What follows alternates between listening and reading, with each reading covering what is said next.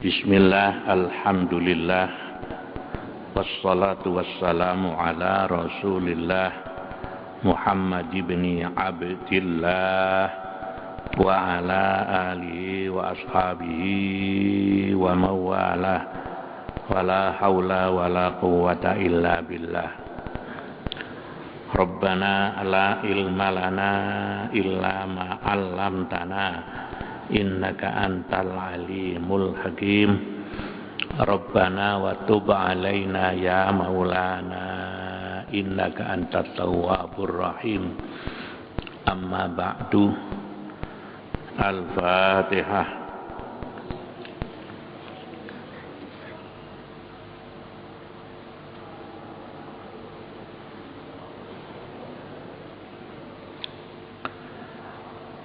Para bapak dan ibu sekalian rahimakumullah, pengajian kita pada pagi ini melanjutkan materi pengajian yang lalu, yaitu tentang penyakit-penyakit hati, ya. Kemarin telah kita bicarakan bahwa kelompok penyakit hati itu ada 4, yaitu rububiyah, syaitoniyah, bahimiyah, dan sabu'iyah, ya. Sekarang kita ambil satu dari kelompok penyakit hati sabu'iyah. Sabu'iyah itu artinya adalah kelompok binatang buas, ya, binatang buas. Jadi berarti kalau orang itu dihinggapi penyakit sabu'iyah ini dia akan berbuat seperti apa yang diperbuat oleh binatang buas, ya.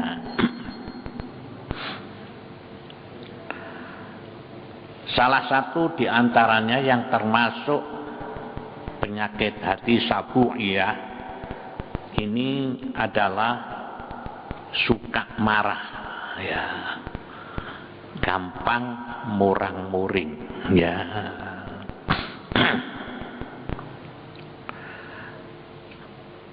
Marah itu apa? Marah itu istilah sekarang disebut dengan emosional, ya.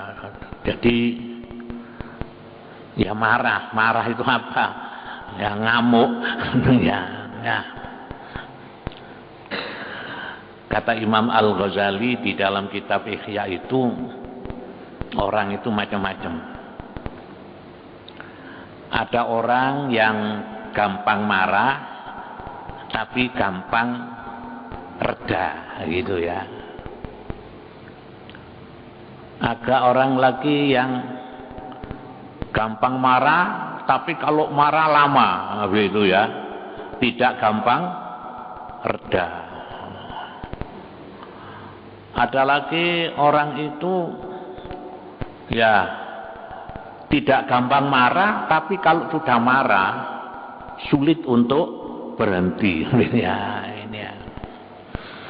Nah, tapi kesimpulannya sama, bahwa semua marah itu adalah termasuk salah satu bentuk penyakit hati sabu'iyah, dan kata Al-Ghazali ini termasuk salah satu akhlak yang tercela, ya.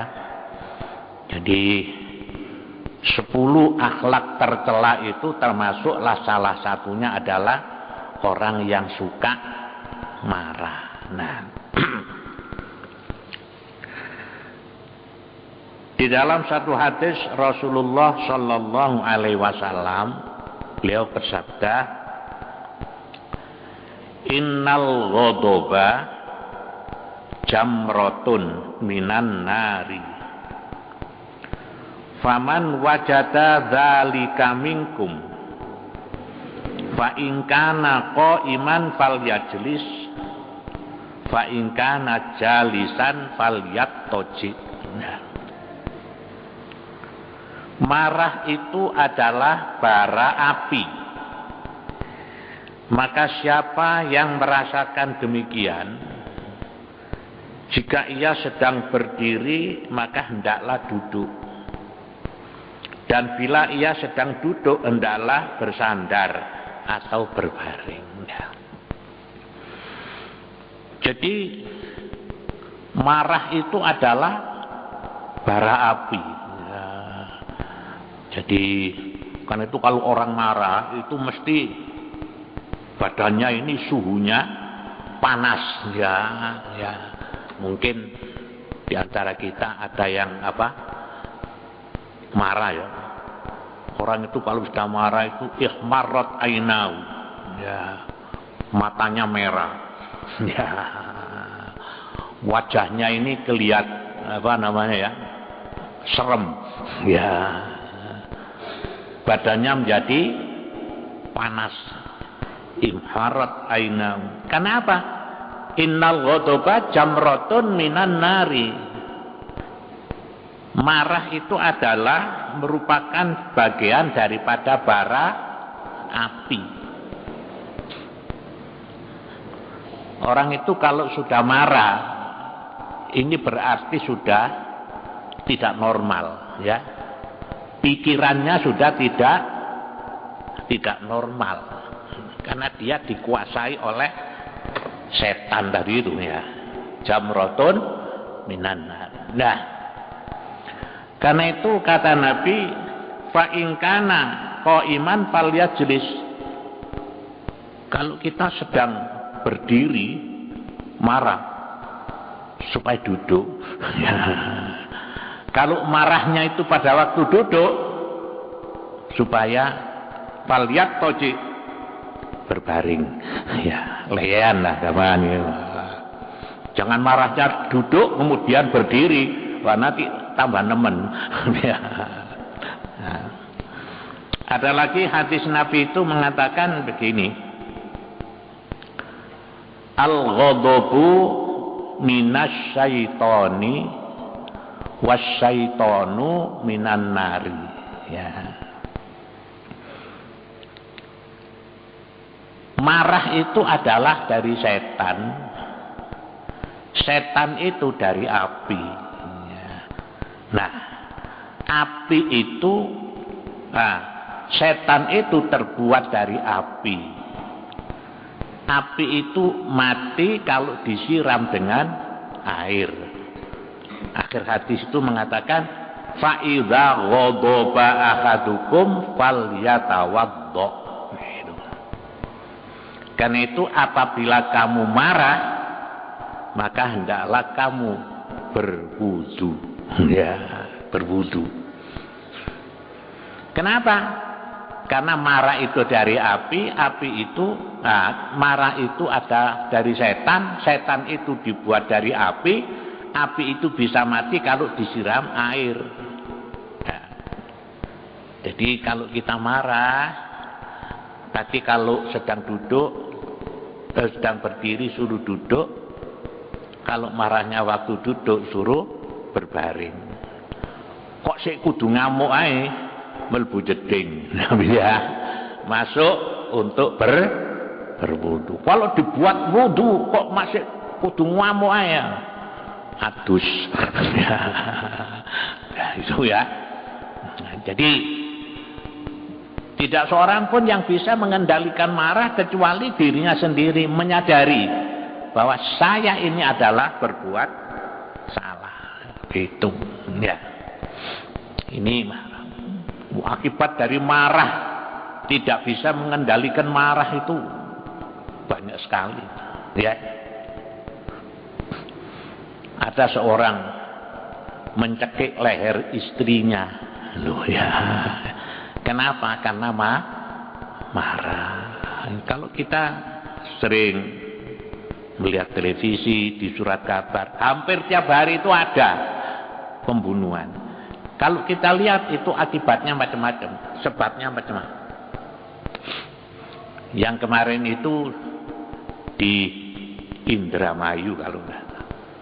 Ada seorang suami ke kantor itu biasanya masuk rumah jam 4 sore gitu. Tapi kok 3 hari berturut-turut datangnya itu jam 8 malam ya. Pertama istrinya diam saja. Besok kok jam 8 lagi. Ditanya, Mas kenapa? Biasanya jam 4 sudah datang kok jam 8. Wah ini banyak lemburan. Terus besok lagi telat lagi begitu ya. Karena sering ditanya oleh istrinya ini marah loh gitu ya. Itu urusanku bukan urusanmu. Itu. Nah, sudah istrinya diam. Besok tanya lagi, tambah ngamuk. Ya, akhirnya istrinya dicekik. Ya, mati. Ini akibat dari marah. Nah, ini mengendalikan marah. Ya, walhasil bahwa akibat dari marah ini banyak sekali. Ya. Kalau 2 tahun yang lalu di Malang ini ada seorang ibu tega meracun 4 anaknya, ya, 4 anaknya diracun. Kemudian akhirnya dia sendiri juga minum racun ya. 2 tahun yang lalu. Ini di daerah Kecamatan Lokwaru kan ya. Nah, sore-sore setelah jam 4 anaknya semua dimandikan, anaknya kecil-kecil, dimandikan semua, diganti baju yang bersih.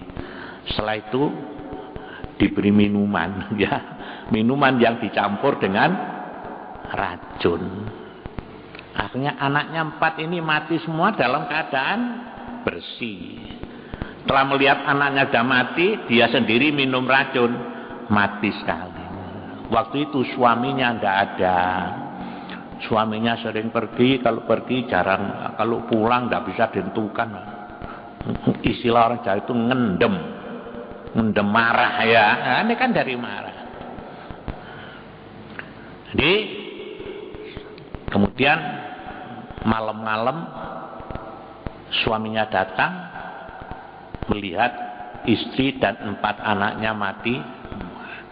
Loh ini kan akibat apa itu? Akibat marah ya. Akibat marah. Nah, marah itu kadang-kadang kalau orang itu sudah senang marah, masalah yang sepele, yang kecil saja marah. Tersinggung sedikit marah kan ya loh. Nah, ini adalah akhlak yang jelek yang begini ini. Saya dulu punya tetangga. Jadi kalau marah itu tindakannya macam-macam, ya ngomel, ya begitu. Kalau tersinggung tuh mah. Nah, pernah pada satu saat itu ada di warung rujak. Dia sedang makan rujak, kemudian ada temannya moyoi, ya. Orang memang gampang marah. Dipoyoi marah. Marah ini melampiaskan marah ini apa? Rujak yang di piring itu dibuat raup. Loh ini kan apa ya? Pelampiasan dari marah. Karena itu maka tidak ada orang yang senang kepada orang yang suka marah. Itu sekarang ini kalau orang akan menerima satu jabatan, itu mesti ada tes ya. Di samping tes tulis, tes lesan, ada tes psikologi ya loh. Jadi melihat kadar emosionalnya itu begitu. Sebab kalau jadi seorang pemimpin, katakan kepala begitu, senang marah, ini nanti anak buahnya ini rusak, marit-marit ya. Target pekerjaannya tidak akan bisa berhasil karena senang marah ya toh. Jadi kalau sudah marah itu biasanya pelampiasannya macam-macam. Bisa dilampiaskan melalui kata-kata, bisa dilampiaskan melalui apa? Melalui tindakan. Ya. Saya kan sering mengisi di penjara wanita itu ya.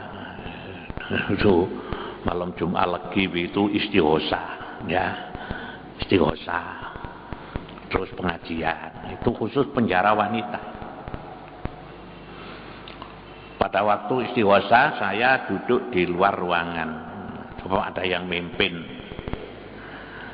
Kemudian ada orang perempuan ya yang menggendong anak kecil, kira-kira anaknya masih umur sekitar 3 bulanan gitu. Di luar menggendong anaknya ini. Saya tanya, "Bu, kok enggak ikut istighosa, Bu?" "Enggak lah, anak saya ini apa? Nangis saja aja." "Umur berapa anaknya ini?" 3 bulan. "Loh, lah sampean masuk di sini sudah berapa bulan?" "Saya masuk di sini ini sudah 6 bulan." "Jadi berarti anak ibu ini lahir di sini?" "Iya." "Ah, bapaknya kemana, Bu?" Saya bilang. Saya tanya ya, bapaknya kemana? "Bapaknya enggak ada. Saya masuk ke penjara ini gara-gara bapaknya. Bapaknya saya bunuh." Oh gitu ya. Ini emosi ya. Itu kan karena marah. Jadi gara-gara dia marah, enggak tahu urusan rumah tangganya apa. Jadi orang perempuan itu walaupun halus, tapi kalau sudah marah, wah ini juga bisa mengalahkan orang laki-laki ya. Jadi ya bapaknya orang ini yang menyebabkan saya ini masuk penjara ini. Saya bunuh sudah. Ya. Nah, sampean kena berapa tahun? Ya enggak lama. 10 tahun. Ya. Jadi walhasil di situ tuh macam-macam ya, macam-macam ya urusannya itu ya. Tapi kalau saya presentasi, ya ada yang ada seorang perempuan cantik, itu kok eman orang ini cantik kok masuk penjara. Saya tanya, sampean kok masuk penjara kenapa? Korupsi Pak. Oh ayu-ayu korupsi itu ya. Nah, ya macam-macam. Malah ada yang ya enggak tahu sekarang sudah keluar belum itu. Bunyai itu ya, Bunyai. Jadi istrinya kiai dari daerah Bondowoso sana. Lah itu masuk penjara itu kalau tidak salah kena 15 tahun karena membunuh yainya itu. Yainya dibunuh. Nah, itu karena apa ya? Karena marah, itu karena marah. Dia cerita, ini dulu saya bunuh, kemudian saya tanam di bawah apa? Tempat tidurnya. Ya, di tempat tidurnya. Kan dulu heboh ya, dimuat di koran itu ya. Jadi tidak ada orang tahu sama sekali. Mungkin sampai lebih dari 2 tahun. Kalau ada tamu tanya, "Yai kemana?" "Oh, Yai sedang berkholwat menyendiri." "Di mana?" "Oh, tidak tahu." Semuanya Yai sekarang sedang tirakat berkholwat. Tamu. Kan lama-lama orang itu kan curiga ya. Mesti ada saja. Akhirnya konangan bahwa yang membunuh ya nyainya ini. Itu kalau saya perhatikan panjang ceritanya itu ya, karena apa? Karena emosi, karena karena marah. Jadi marah itu banyak sekali akibatnya. Rumah tangga berantakan, terjadi perceraian itu diantaranya salah satu faktornya itu karena karena marah. Ya. Qala Rasulullah sallallahu alaihi wasallam, "Iyyakum wal ghadaba fa innahu yuqitu fi fuati bani adama an-nar." Alam taro ila ahadikum idza ghadiba kaifa tahmarra ainahu wa tantafihu audajuhu fa idza ahassa ahadukum bi syai'in min dzalika falyattaji wal yalsik fil ardi. Awaslah kamu dari marah-marah, karena marah itu berarti menyalakan api dalam kalbu anak Adam. Tidaklah kamu melihat seorang yang marah itu merah matanya dan tegang urat-urat lehernya. Karena itu bila seorang merasakan yang demikian, hendaklah berbaring dan meletakkan badannya di tanah. Oh, ini hampir sama dengan isi daripada hadis ini tadi itu ya. Jadi orang itu kalau marah ini tahmarra ainahu, matanya merah, hidungnya beger-beger, ya, wajahnya memerah ya loh. Lihat saja kalau kita melihat orang yang marah. Ya.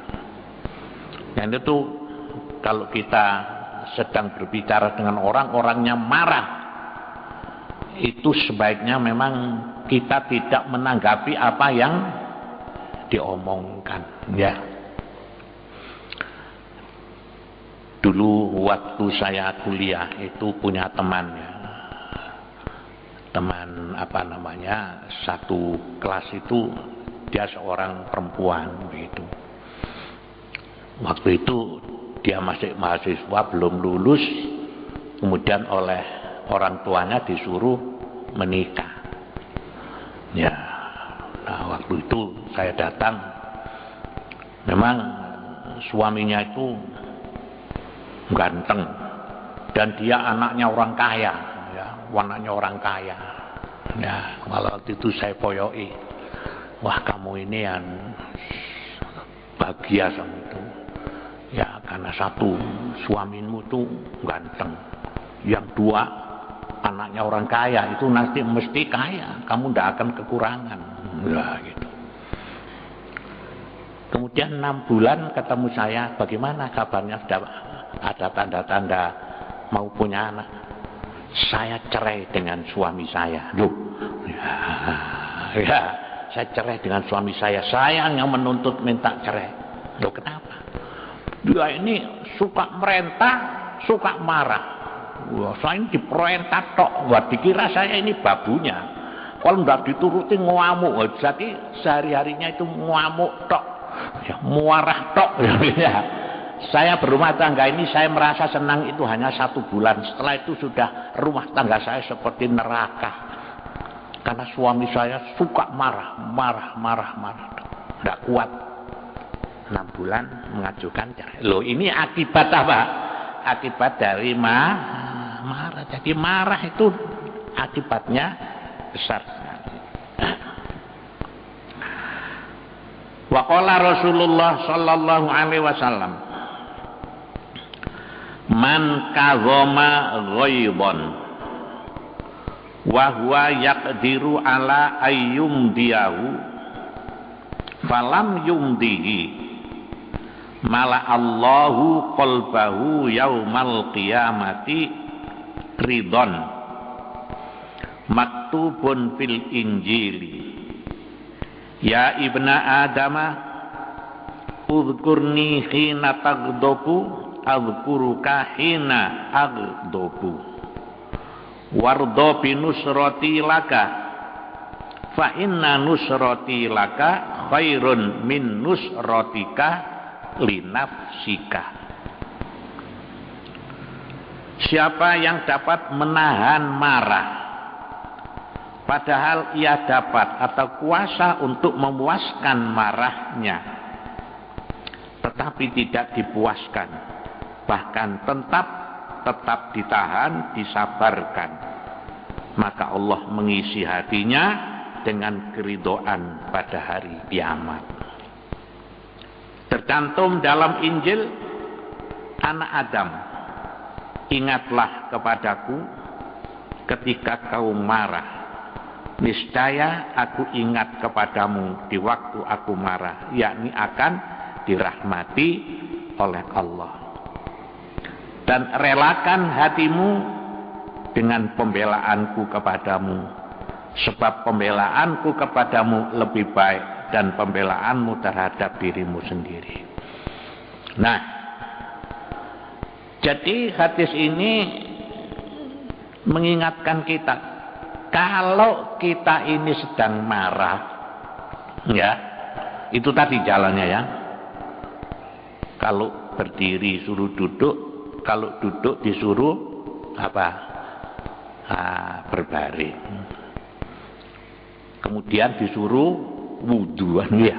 Ini kan cara-cara ya, cara-cara yang diberikan oleh Nabi untuk bukan menghindari, untuk meredam marah. Nah, ini harus kita pegang, sebab seperti kita ini kemungkinan, ya toh, marah itu kemungkinan. Walaupun orang itu sabar, tidak pernah marah, tapi pada satu saat dia pun akan marah, kan gitu ya.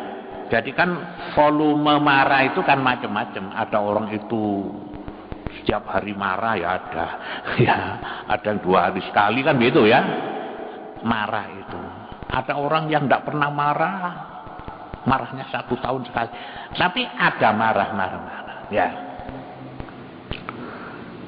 Nah, sekarang kita ini juga apa namanya itu boleh marah, tapi kemarahan kita itu marah yang bersifat rasional, ya loh. Dan kemudian pelampiasannya itu juga pelampiasan yang rasional. Seperti kemarin kalau kita baca di koran, para pemuda-pemuda di Pakistan marah-marah, begitu ya, minta jejaring Facebook yang dari luar negeri itu ditutup. Kenapa? Karena banyak kartun-kartun yang permainannya itu adalah merendahkan martabat Nabi Muhammad, gitu ya.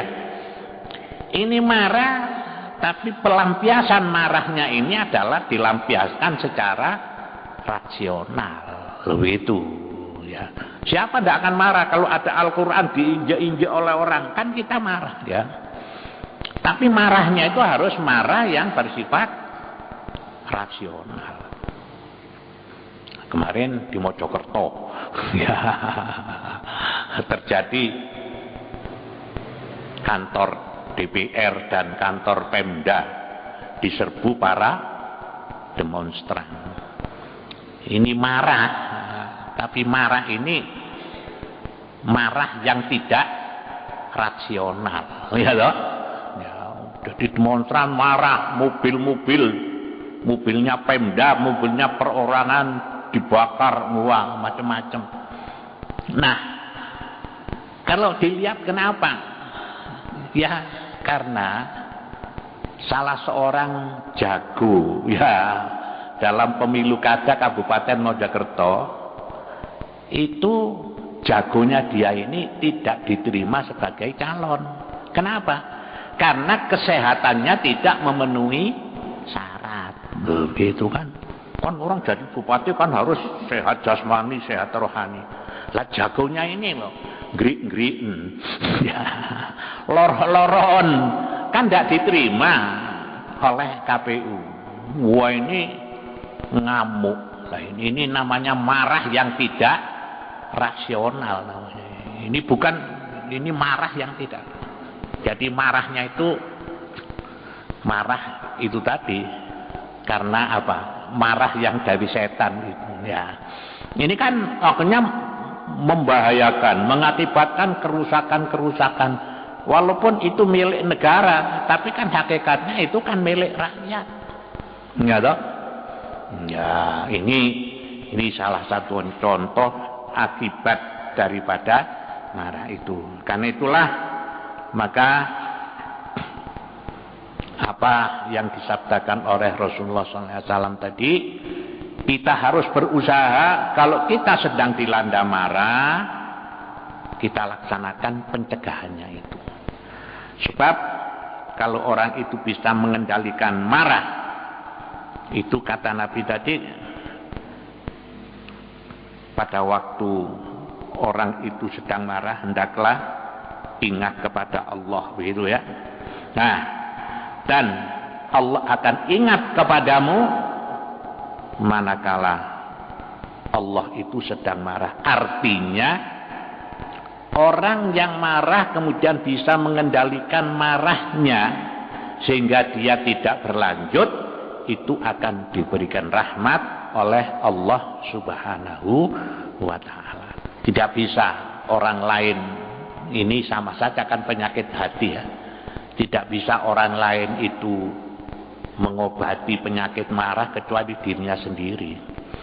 Coba sekarang kalau ada orang sedang marah, sampai beri nasihat, sampai ini begini, tambah ngamuk, tambah.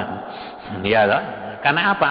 Itu tadi, karena orang marah itu adalah dibakar oleh api tadi. Demikian para bapak dan ibu sekalian, ini diantara salah satu penyakit sabuiyah yang kemungkinan kita ini ada, ya, yang terkena penyakit ini harus kita obati sendiri dengan cara-cara seperti apa tadi yang telah diberikan oleh Rasulullah Sallallahu Alaihi Wasallam. Karena dengan tidak adanya penyakit ini, diri kita akan terbebas dari penyakit dan kita akan diridhoi oleh Allah Subhanahu. Allahumma sholli ala sayyidina Muhammad wa ala alihi wa sahbihi wa sallam. Alhamdulillahirabbil alamin. Rabbana la tuzigh qulubana ba'da idh hadaitana wa hab lana min ladunka rahmah innaka antal wahhab. Rabbana atina fid dunya hasanah fil akhirati hasanah wa qina adzabannar. Subhana rabbika rabbil izzati amma yasifun wa salamun alal mursalin walhamdulillahi rabbil alamin. Assalamualaikum warahmatullahi wabarakatuh.